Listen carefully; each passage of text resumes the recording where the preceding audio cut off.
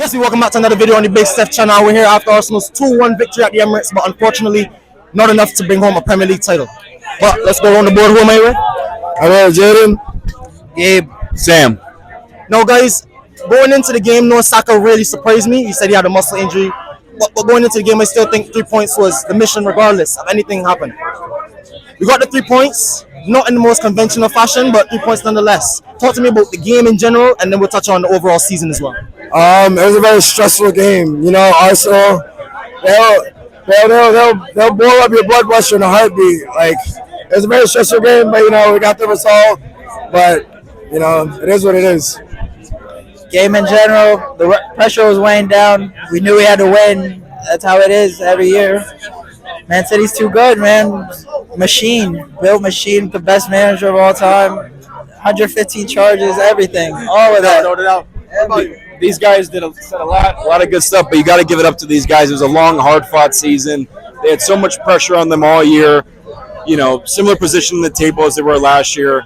You got to get up to these guys. They fought really fucking hard, man, and they got some insane results all season long. And to come up at the very, very end today, even knowing that they're going to come second, shout out to Kai Havertz, a great result for the club and a great season for the club at the end of the year. Yeah, no doubt about it. I thought even the way the fans stuck behind him in the bar here, I thought was amazing. The way we sang our heart. I could hear his voice is absolutely shot. Yeah. If you guys could tell. Yeah. We were singing from minute one, exploring our hearts. So, and I think that's the character that the fans have added to this team, that strength, that resiliency. Even going 1-0 down in the most pressurized game in the whole season, you fight back regardless and find a way to win.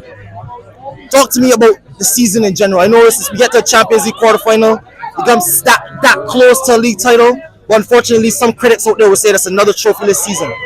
Overall, give me your thoughts and opinions about the season so far and Mikel Arteta as a manager this season. I think Mikel Arteta is an amazing manager, phenomenal manager. In my opinion, best manager in the league, best manager in the world. But let's go. I think we had a phenomenal season, man. Coming 1 point up against City, it's tough. And we lost one game in 2024. One game, but when you go against City, Liverpool will tell you need perfection. They've dealt with this for 5 years now, and we're doing this for back-to-back years. It's kind of annoying, but we always got next season, man. And this team is you can see towards the later part of 2024, we're finally finding our groove. We're finding which players to put in right places. What's it called? Putting Havertz up top. You can see the difference in our game. You can see the difference in his game. He's actually providing goals and assists every single game, so I can't complain about it. Getting Declan Rice more forward up the ball, having better corner set piece tactics. We're improving. We always got next season. I'm very excited for it. Overall, this season we got Super Mikel Arteta, man. Havertz, they said he was $60 million down the drain. Kai Havertz scores again. Up massively in the back end of this season. 13 Premier League goals he ended with. Okay. Starting in midfield. They said David Raya was a bad mistake. Golden Glove winner. Mikel Arteta has done it again. Maybe has not won the league this season, but Liverpool took him 2 years finishing behind City to win the league. We will win it next year. That's a fact. That's a fact. I promise you that. And with a striker in the summer, it's over. It's over. Give me your ratings about this season, and then we're going to round up with where do Arsenal take this next step, starting from you after you give your thoughts. Again, it was a great season. These guys harped on it. Our two big transfer signings that we spent a lot of money on proved to be great signings and that they've been players that we can build on for the next 4 to 5 years. Give Josh Kroenke $100 million, $200 million this summer. Let Edu play with it. Let me get Alex Isak or Victor Osimhen this summer. It's quiet. Let me see City next summer then. Let us get an OD striker. Exactly. Give me what do you think Arsenal need to improve on? You talked about a 9. Do you think any other positions? I think we need to go get a center forward, a proper center forward. Get rid of Nketiah. He's warming the bench for nothing. Midfielder possibly, defensive midfielder. Potentially a box-to-box midfielder. Have Rice hold that 6. Get a Barella potentially.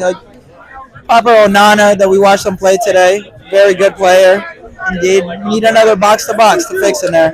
I like Bruno. I'm Brazilian, so I'll be I'll be very biased with this one, but Bruno Guimaraes is that guy. I'm trying to tell you. He's a good player. I think he was suit like aggressiveness and that intensity we have in the midfield. And he does have a bit of quality. What positions do you think Arsenal need to strengthen on in the summer? They talked about midfielder 9. You want to add to that? Add any other positions? I don't even think we need a striker. I've been so impressed with Havertz so far. Me too. Going assist every single game. He's been phenomenal in 2024 since we had him up at number 9. All I really want is a midfielder. You know, like what's the goal? I think. I don't know how long Barty's going to stay there for, and we can't really rely on him to play a full season, so I want another midfielder. And then I want a left winger. I want a winger that can, you know, I don't want Saka to kill himself every single game. Because, like, in these big games, Saka's either hurt or, you know, he's not playing. Michael Olise in it. Michael Olise? Yeah, I would love to get Olise. And then, you know, just a midfielder that can just, you know, damage, create in there, basically take over that left side of 8 row. I think we need, once we sort out, I think we'll be a better squad next season. But thank you guys for watching another episode on the Big Steph channel. It's all these guys. Thank you and peace.